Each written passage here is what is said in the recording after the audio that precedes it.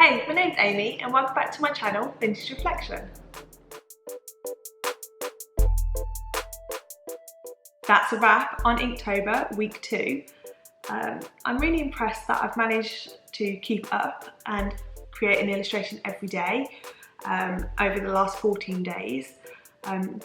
Just under halfway, I think I've got 2.5 weeks left. Yeah, I'm really enjoying it so far.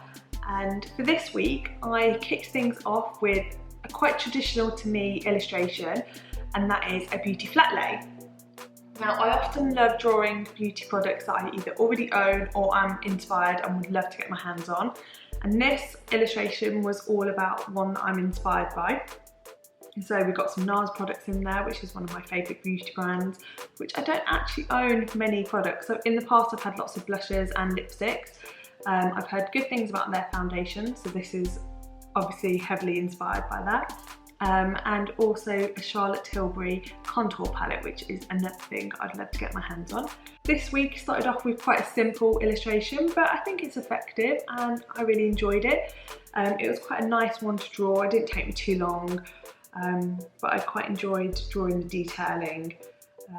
Like in the Chanel mirror, you can see like the product, that kind of thing. But overall, happy with how day 1 of this week started. Then we go into day 2, which is a skateboarding babe. Like I mentioned before, LA is full of either surfing babes or skateboarding babes, and I'm very inspired by them. Not to get on a skateboard necessarily, but to draw them. So today we have a pink skateboard and then checkered trousers. This was inspired by a Pinterest image. As you can see, her trousers are really detailed, and that was quite difficult to draw. So overall, I'm impressed with how I managed to recreate that print. I think I've still got a bit of way to go with creating prints on my illustrations, but you know, I'm happy with how it turned out. Day 10 of Inktober actually fell on World Mental Health Day. And I thought it was best I reacted to this and created some type and imagery that is a supportive message to anyone who is out there suffering. I created 3 in the end, so your feelings are valid, never forget your own worth, and keep going. 3 important messages that I think anyone can do with hearing. I kept to my favourite colour palette of red and pink for all the fonts, having a mix of curvy fonts and very like clean straight line fonts.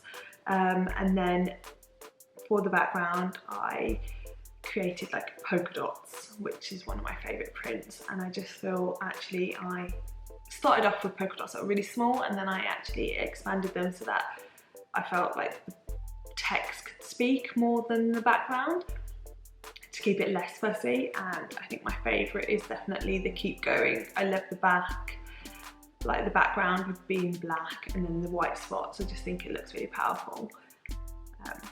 I'm really pleased with it. And then for day 11 of Inktober, I actually created an illustration of Lucy Boynton. I don't know if that's how you pronounce her surname, but she is starring in The Politician on Netflix, and if you've not watched it, you should. It's really good. But I was scrolling through Pinterest and came across an image of her. Not 100% connected the dots at the time. It was only halfway through drawing I realised it was her. But yeah, I love her cute little blonde bob, and it was just a really nice image, so I thought I'd definitely give it a go. Often, like I mentioned before, that I find hair hard to draw, but I also find like facial features difficult to draw, and I'm really impressed with this one. Like her eyes, I felt like I was able to do them really detailed, and I actually tried drawing every hair of the eyebrows, and I think that that's more effective. So I think going forward, that's going to be how I now draw eyebrows. But yeah, there's just something I think so beautiful about this illustration, and I'm really pleased with it. As you can see, there's like just my colour palette to the side, so I often choose some images, especially if I'm using an image as a reference. So I was referring back to an image and tried to create her eyeshadow how it was in the original image. I gave her a slightly darker berry lip, but yeah, overall I really like it and I think she's really cute, so if she ever sees it I hope she likes it. On to day 12, and in day 12 I illustrated a Perspex bag, which is something I've always been lusting after. It's a fashion must, I think, and I'm really annoyed that I don't actually have one in my collection. There's one or two that I ended up buying from Topshop back in the day, and then for some reason I just didn't get on with them, so I returned them and now I'm regretting it instantly. But yeah, I was inspired by an image on Pinterest of a arm holding a Perspex bag with some sunnies, a phone and a charger. So I updated it a little bit and gave her a leopard print scrunchie because I love leopard print. I also gave her some really good orange nails. And yeah, I'm really pleased with it. Originally I had done the background white, and I was showing Dave and he said, actually I think you should do it teal. So it ended up being like a teal colour, and I think it really makes the nails pop, the scrunchie pop, and the contents of the bag. So yeah, so after the detail in the Lucy illustration of the 11th, that one took quite a long time. This one was quite a nice easy one that I was able to bash out in a couple of hours. But yeah, I feel like the more I'm drawing hands, I find it easier to draw, and like the detail like of like the knuckles and in between the fingers and the creases. And I also played around with the shadows in this one. So I retraced over my illustration of her palm detail, so I was able to make the palm have shadows and then the background be shadows. So yeah, it's simple, but I find it's really effective and I'm really happy with this illustration. And then we come on to one of my favourite illustrations of this week, and that is day 13, and it is a coffee flat lay. This was inspired by an image I found on Pinterest.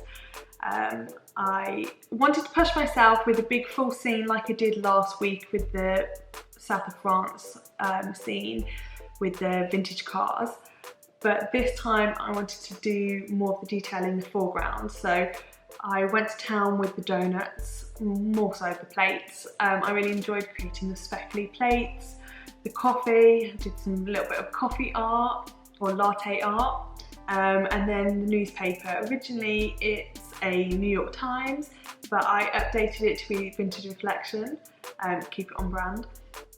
And I enjoyed creating the woodwork effect on the bench, and then for the flooring, didn't really want to do what the original image had as trainers and some jeans, so I just went for a classic black and white flooring. But overall I really liked how that turned out. I think it just is a really pretty image.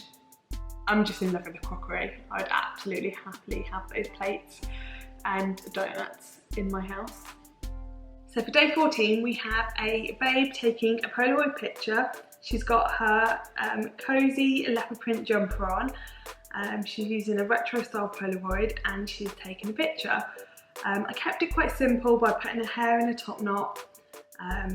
Leopard print is a theme. I feel like it just ties back to a couple of other images within my Inktober.